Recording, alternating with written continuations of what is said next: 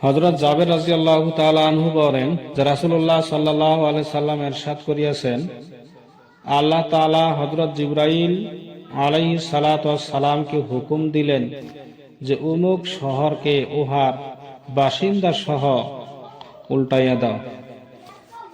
হযরত জিবরাইল আলাইহিস সালাতু ওয়াস সালাম আরজ করিলেন, হে আমার রব, সে শহরে আপনার অমুক বান্দাও তো রহিয়াছে যে ক্ষণিকের জন্য আপনার নাফরমানি করে নাই।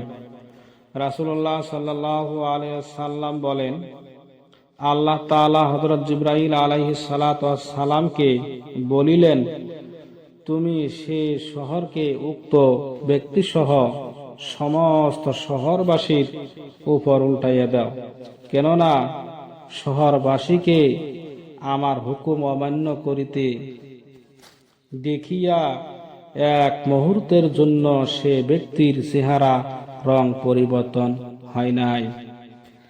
ওই ব্যক্তি মানুষকে খারাপ কাজে দেখছে, তার মতো কি করে নাই, বাধা দেয় নাই।